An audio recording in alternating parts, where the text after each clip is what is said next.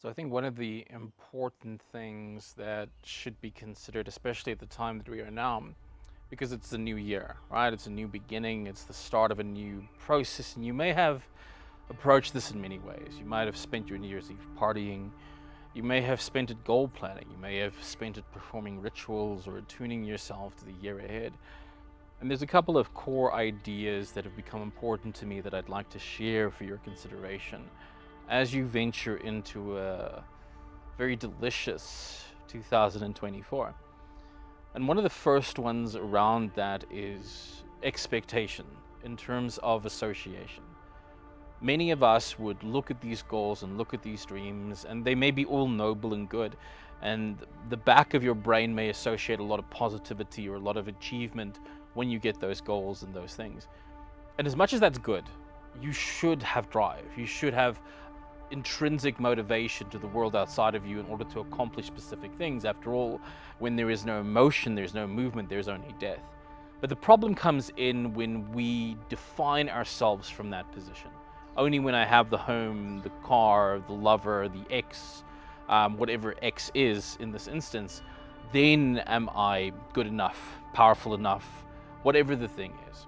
One of the things that I started realizing is that there is a progression, and the experience of desire is oftentimes the result of the perception of separation from that which is desired. That doesn't mean don't go after the car, don't get the extra income, but it does mean for you to reflect for a moment and ask yourself, when you have the car, when you have the extra income, what exactly is the state of being that you're going to be experiencing as a result of it? And when you can clarify what the state of being is, whether that is peace, love, worthiness, connectedness, whatever that state or that emotional experience, because let's be honest, it is an emotional experience which can be said as an energy. It is an energy at its root. So money is really an energy, success is an energy, sex is an energy, personal achievement, these are all energies. These are vibrations or energetic expressions that exist within you right now. And for you to achieve that, well, there's two ways. And I like to look at this as the bodybuilder complex, right? You get some bodybuilders that go and they hit the gym and they really just don't love their bodies. And they very shortly run out of fuel. Some of them don't, and they have to boost and supplement in different ways. And ultimately, they start breaking down their own health. Their body becomes acidic from pushing itself that way. Others tend to look at their body and these small achievements and go, I'm doing good. And they genuinely, sincerely love the process. As such, they have more emotional fuel available to them to hit that next level. Now, even though the emotional fuel is an intensely important component, it is the act of loving the process more than being defined by the outcome. There is this bonus element that I think is really at the root of achieving new possibilities or allowing your mind to come up with new solutions and strategies. And that is redefining self and reality in such a way that the state of being that you believe you're going to achieve as a result of this is already available to you. You see, if I move from I want money to I am money, if I move from I want success to I am success, if I start to redefine self and redefine reality as if this energy is not only present, but has always been present.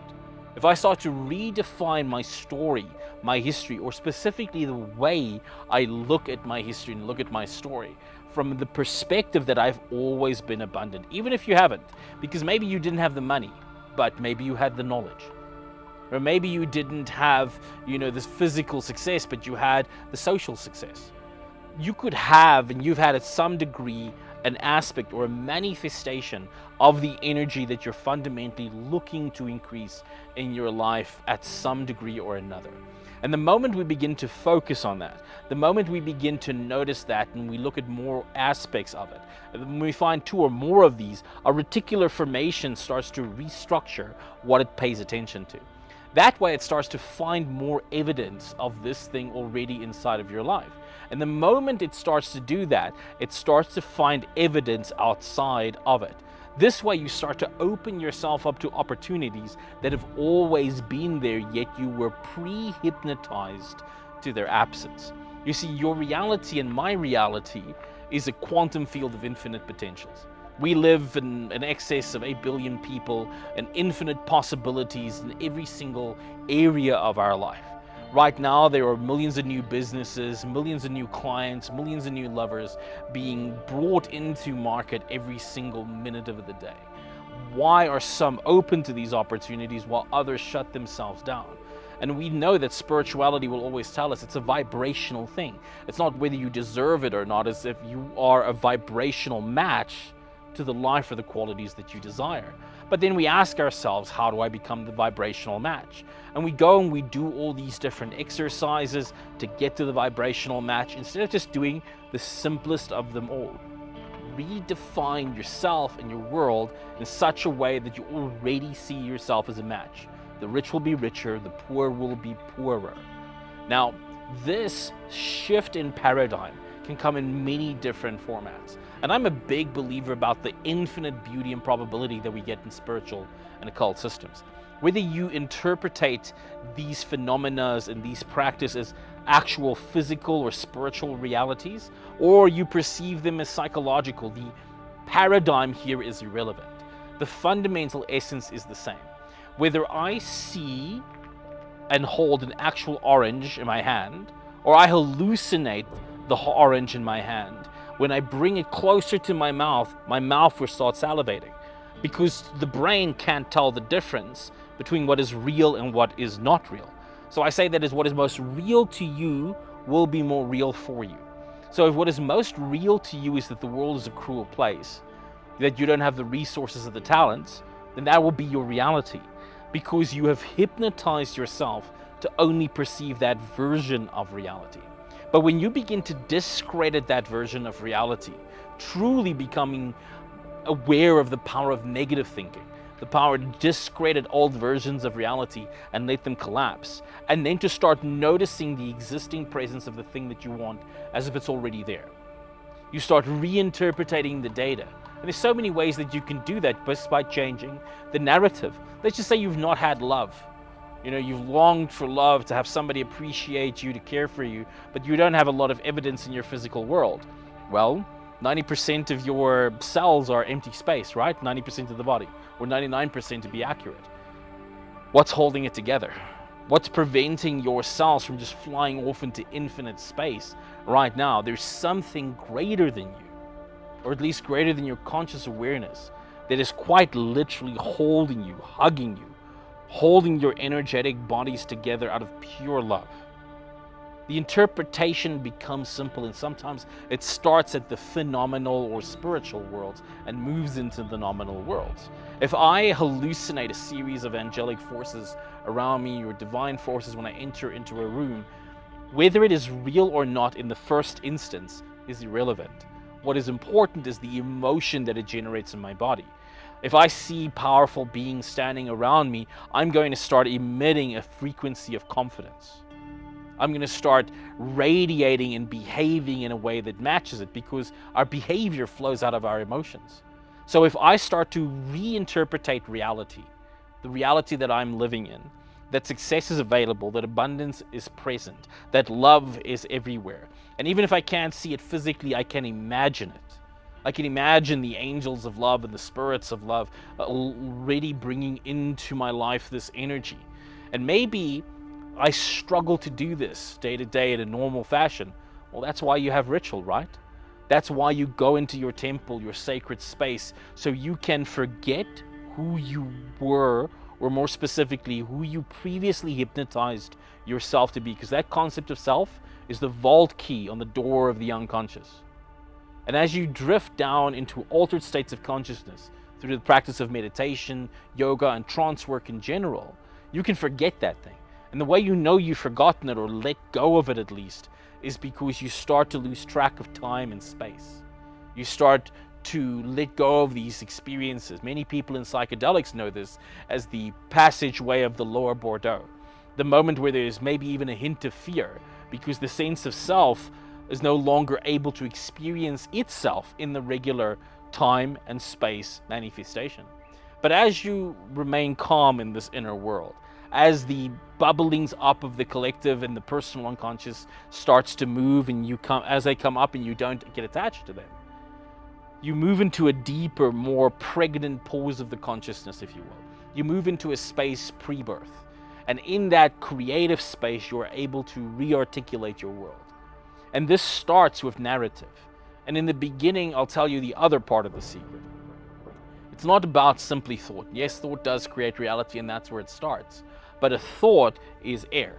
And that thought must move down the other elements. In other words, it must move into water, which means unless you can bring the word into the thought into a word, into a feeling, you're not going to move the system to fire, to action. And only through that consistent conditioning and repetition, that programming consciously of this new energy, this new frequency, this new version of reality, even the one that you don't have evidence of the world before, only that way will you eventually open the new earth. You will quite literally, as the biblical account of Moses beating that old stone until the water comes out of it. You'll beat the old earth until it also erupts with a new sense of emotion or a change or shift in biochemistry.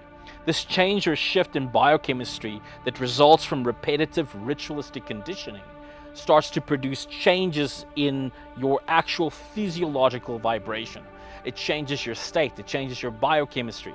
This changes what you're able to perceive in your environment and also what you're able to do. You see, the measurement of your magic and your inner work is not whether or not some spirit manifests or materializes in your life. It is whether you are able to get to the point where you start doing something naturally. If you're not taking action, if you're not stepping forward into the life that you want, then there is a lot of inner blocks that are in the way. And one of the biggest pieces of advice for many would be to use divination to do this. And as much as I'm an advocate of the idea of divination, I think the interpretation of it from my own to others is slightly different. I don't want you to take out your tarot cards and I want you to read them and see what the card says. You fold them down there in front of you. I'd like you to try a different approach. I'd like you to map your tarot cards to the tree of life. And as you do that, I want you to close your eyes and I want you to begin playing with your imagination. And I want you to trust what comes up to this part, because this part has been with you since birth. It has spoken to you through every single dream you've had. And you may have had these moments where you're going, that doesn't make any sense to me. You've had moments where you sat in ritual and you saw little small hallucinations and visualizations, but you discredited it as not being serious communication because, in that TV series Supernatural, the angel physically appeared. Or according to that one book I read on wherever, it said that the entity manifests and then demands all these things, and you have an expectation in your head of what it is supposed to be. And that expectation in your head oftentimes disconnects you from the reality of it. The spiritual dimension, the realm of the unconscious mind, speaks in the absolute most subtle ways. It can be a sudden shaking of a finger. It can be the inability to get a certain number or word out of your mind. But it's only when you start working with the content that comes from within, that results from you doing this type of work, that the two-way communication between you and the God of your being, your own unique divine spark, your source that connects you to all source, starts to progress. And that, by the way, is why we call it sorcery, right? Because you are learning to move in alignment with the source of your own being, the God or goddess of your own being, your divine spark. And from that space, you begin to align and produce not the reality you should, but the reality you are meant to produce through complete and total integrity with you. Your ability to deny or let go of the false version of your life and other people's narratives and stories of who and what you're supposed to be. And to quite frankly start to redefine reality in terms of absolute commitment and belief in the version of your life that is hidden inside of your heart. See, I have a nice belief that says that the root of the word desire means of the Father. So my interpretation of this is that I do not have desires. I do not have wants or needs either.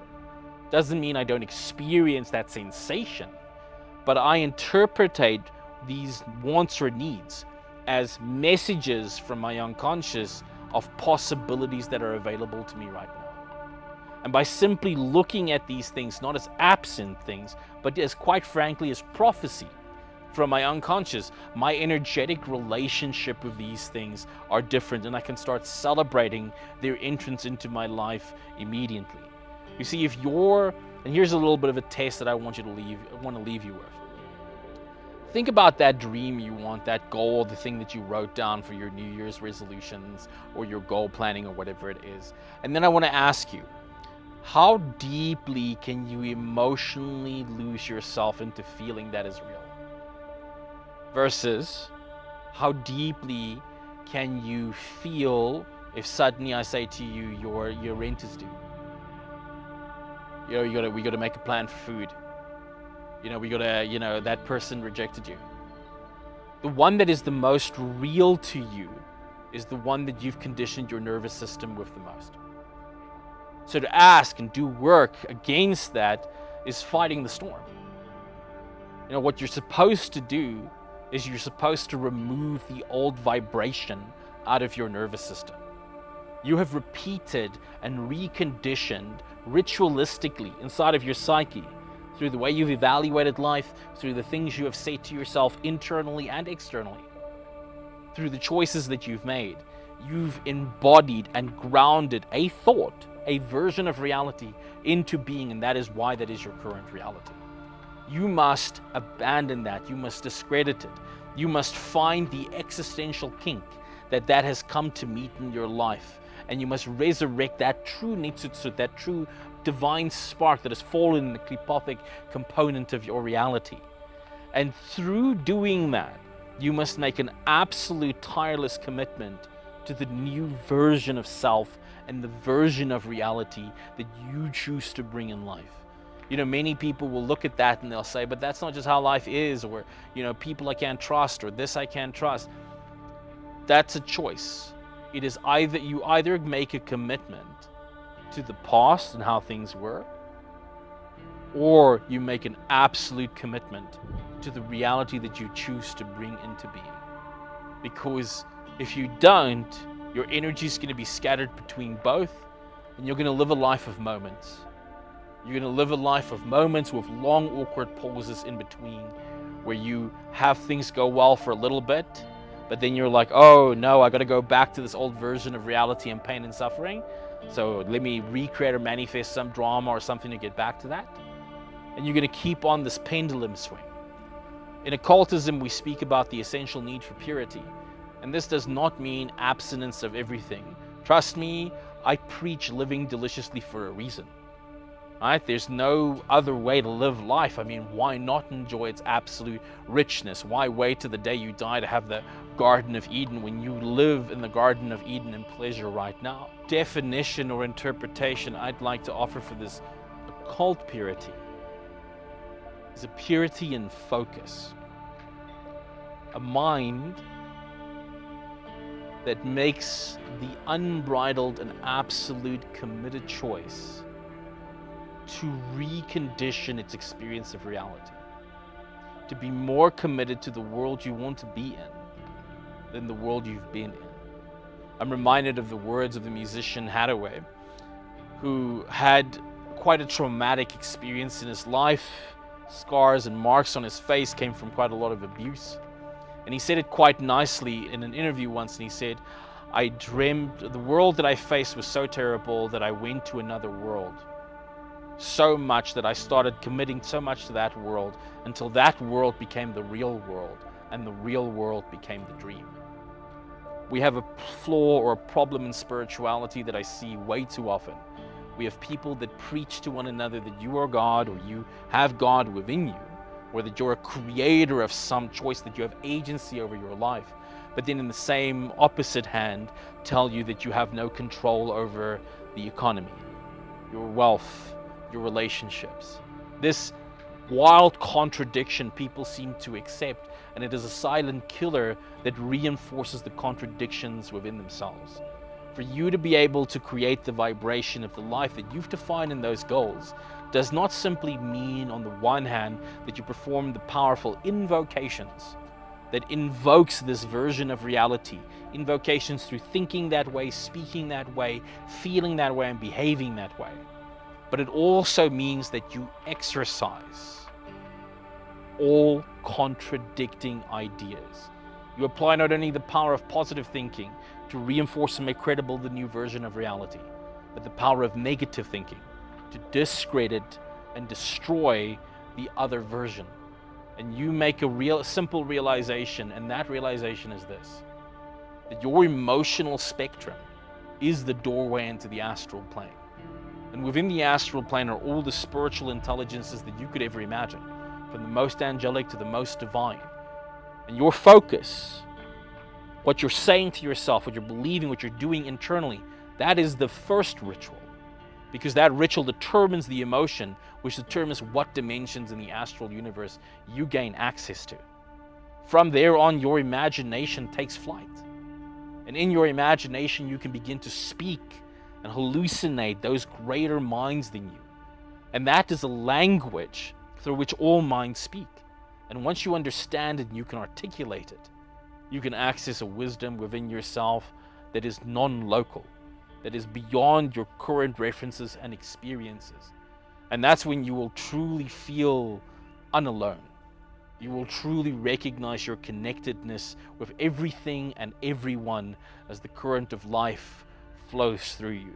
And as you operate from that place, truly alive, truly awakened to the kingdom within you, because you are choosing that the spell you are unconsciously casting is no longer one that puts you in pain, in suffering, in loneliness, and in agony, but one that makes you feel connected, makes you feel that others want to meet you, that makes you feel that the world itself is rich with opportunities and it's inviting you to participate in it, so that you can stop denying the world the unique gift of your joy and your beauty and your absolute delicious wisdom that you are here to bring forth. I'm Adam Knox, and remember to live deliciously.